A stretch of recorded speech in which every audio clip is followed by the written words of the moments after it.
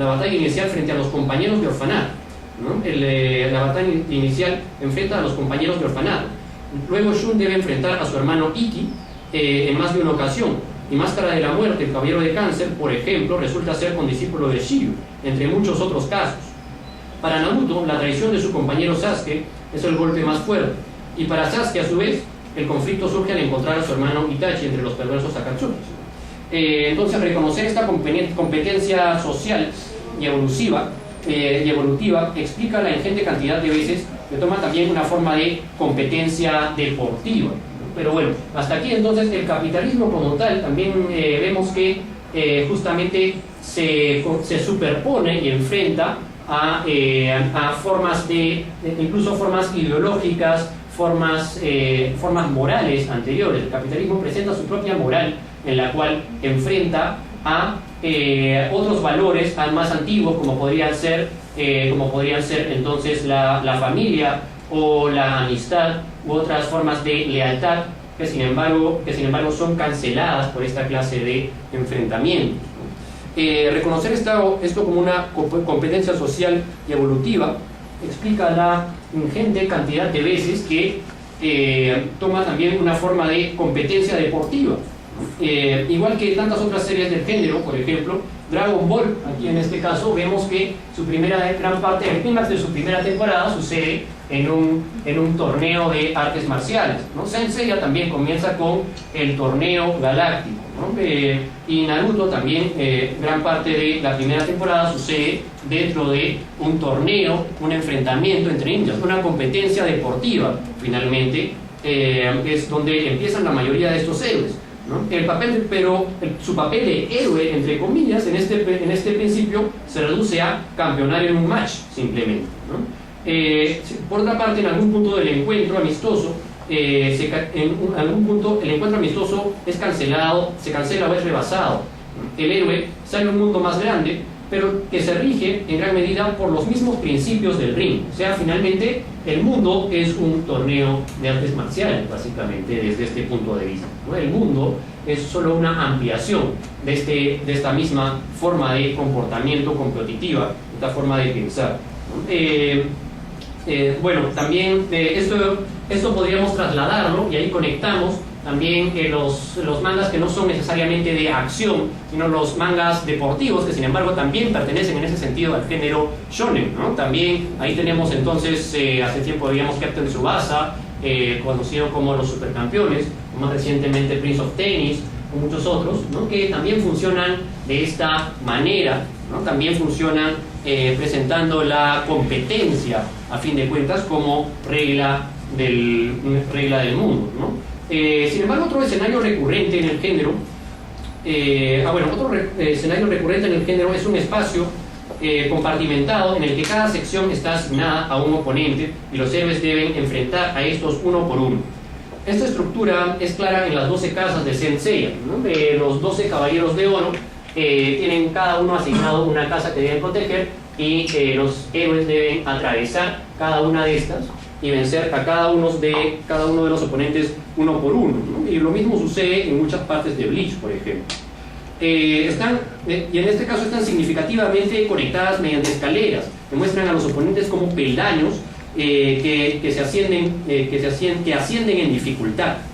La misma serie retomará en sagas posteriores también el mismo modelo, ¿no? que encontramos igualmente en Rurouni Kenshin o en Bleach, como decía.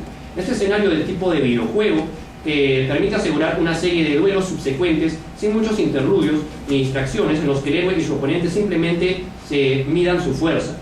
La ausencia de distracciones también se refleja en que estos espacios tienden a ser carentes de personalidad, totalmente neutros.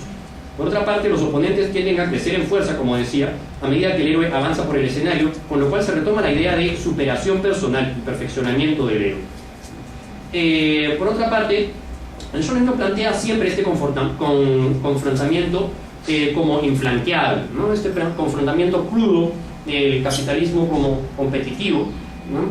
También existe en su proceso inverso, en el que los antagonistas acaban uniéndose a la causa del héroe. Esto también es frecuente y mucho más mentado. Ya mencionamos a Piccolo de Dragon Ball, que de ser el archienemigo en la primera temporada, sin embargo después pasa pasa a convertirse en un aliado importante de Goku en Dragon Ball Z. Lo mismo sucede con Cicatriz en Full Metal Alchemist, por ejemplo, o con Saito Hajime, Sanosuke Sagara e incluso Aoshi Shinomori. Prácticamente todos los enemigos en Rurouni Kenshin acaban luchando por la causa del héroe. Entonces, aunque se presenta la estructura de la realidad en la que se inserta el mundo capitalista, ¿no?, una imposición a la cual nos enfrentamos, también se enfatiza que existen ideales que lo rebasan. Hay formas de sacarle la vuelta, digamos, al capitalismo, ¿no?, y hay cosas más grandes en las cuales los héroes también pueden creer, ¿no? Y estos ideales tienen la fuerza para unir incluso a los antagonistas. La problemática del darwinismo social es tratada de manera más espesa en el manga de Rurouni Kenshin, que ya vengo mencionando en algunos casos, ¿no? Quizás un poco menos conocido que los anteriores, pero también difundido en nuestro medio bajo el título de Samurai X, ¿no? Esto fue, el manga es creado por Nobuhiro Watsuki en el 94. El antagonista Makoto Shishio, de ese lado, pretende hacerse del poder precisamente apoyado en el argumento de la prevalencia del más fuerte. El héroe Kenshin, en cambio, niega esta tesis y lucha por construir un país diferente, pero lucha de la misma manera, con la espada, como todo héroe shonen. En este caso todos son samuráis o ninjas que luchan mediante la espada y miden su fuerza, también perteneciendo al mismo género. Kenshin finalmente vence a su enemigo, demostrando ser él mismo el más fuerte, pero afirmando que aquella lucha que le da la razón es inválida. El discurso de Kenshin no contrarresta la estructura de un universo y acaba afirmando con actos lo que intenta negar con palabras, ¿no? Entonces es un caso bastante ambiguo, en este caso una contradicción insalvable en la cual la idea del género shonen, del mundo, se sobrepone a la idea que, digamos, verbalmente expresa el personaje, pero que no es tan fuerte como el poder de los símbolos y la estructura misma de la historia, ¿no?, que comparte con tantas otras de su género. Bueno, por otra parte, entonces esto, siempre que pertenezcamos al género shonen, vamos a de todas maneras ver en todas estas obras esta característica fuerte, ¿no? Una metáfora finalmente que nos habla de problemas serios que existen tanto en Japón como en el resto del mundo actualmente, ¿no? Por otra parte, bueno, pasando a una perspectiva un poco diferente, más allá de su significado social a nivel del uso de la fantasía, esta dinámica del shonen también implica otro tipo de historia. El hecho de que el superhéroe estadounidense sea único en su especie implica que sus enemigos serán distintos, diversos, ¿no? Por ende, en el mundo del cómic, los tipos de superpoderes se diversifican y la cantidad de elementos fantásticos que pueden surgir son ilimitados. Los inverosímiles inventos de Lex Luthor, enemigo de Superman, la supercomputadora Brainiac, las 7 vidas de Gatúbela, los gases psicoactivos del espantapájaros, cada uno de ellos responde a una lógica distinta y en conjunto no parecieron responder a lógica alguna, ¿no? O sea, puede suceder literalmente cualquier cosa. En ese sentido, el shonen es más limitado, pero más consistente. Como dijimos, en el mundo de Saint Seiya, todos los aliados y enemigos son caballeros. Todos extraen su poder de una energía llamada Cosmo, todos utilizan una armadura simbólica que incrementa su poder, todos tienen referencias míticas, por diversas que éstas sean. Y al responder todas a las mismas reglas, el hecho es que el elemento fantástico introducido por la serie es en principio solo uno. Si hemos aceptado esta premisa, todo lo que sigue son solo consecuencias de lo mismo. Claro, en el caso de Saint Seiya la premisa es bastante inverosímil, ¿no? O sea, el hecho de que tengan poderes de las estrellas y qué sé yo, ¿no?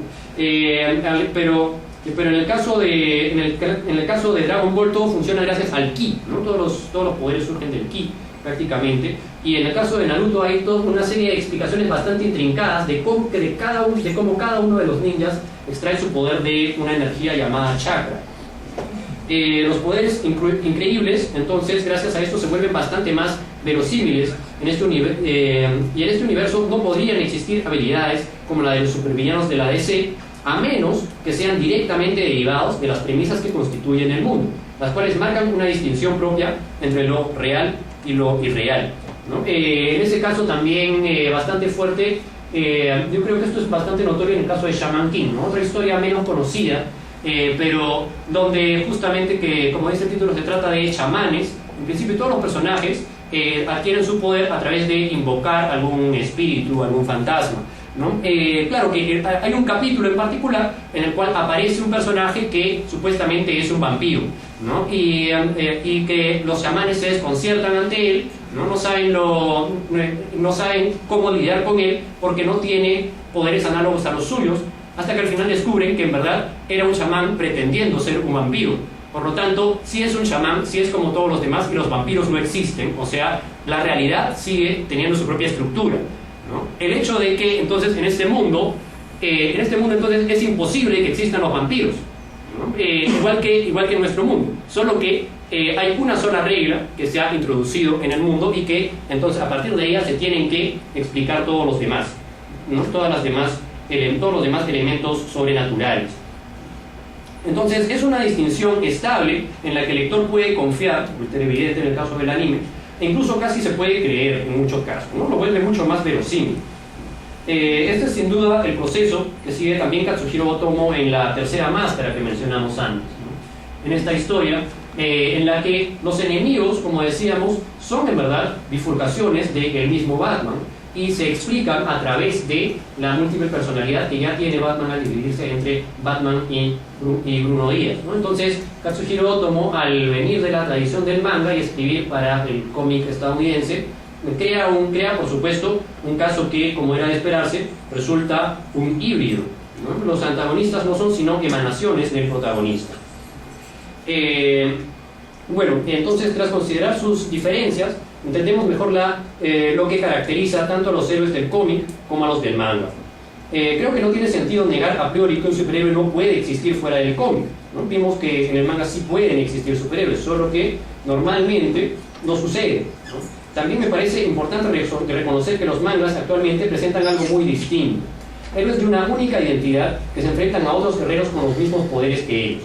Esto le presta mayor consistencia a sus historias y nos ayuda por mucho a trascender el género como una simple inclinación demográfica. Como decíamos, shonen solo significa, solo hace referencia a su público, pero esto es más que su público, es todo un género que tiene una consistencia, una serie de características e incluso todo un discurso en común detrás. También puede ser leído como una cruda metáfora del capitalismo avanzado, quizás realista, quizás incluso cínica. Esto lo hemos comprobado en unos pocos casos como Saint Seiya, Naruto y Dragon Ball, pero no será difícil transferir a muchos otros como Shaman King, Pokémon, Bleach, One Piece, Full Metal Alchemist, Evangelion, Gundam Wing, la mayoría del subgénero mecha que mencionábamos antes, o tantos otros. En el género mecha, justamente si volvemos sobre este caso que había mencionado inicialmente, la diferencia es que aquí los robots gigantes no aparecen solo al final de la historia, sino que, igual que definimos el género, cada uno de los héroes y cada uno de los antagonistas tiene un robot igual en poder, incluso a menudo los antagonistas tienen robots más poderosos que los héroes. Eso sucede entonces en Gundam Wing, en Evangelion. Esta imagen es de Code Geass, bastante reciente, pero que también funciona de la misma manera. Por otra parte, el modelo del manga shonen, como decíamos en este mismo gráfico, ha tomado esa forma desde los años 90, pero ha tenido varias otras formas antes y sin duda seguirá cambiando. Bueno, eso entonces es todo sobre este tema. Muchas gracias por su atención. Nuevamente gracias a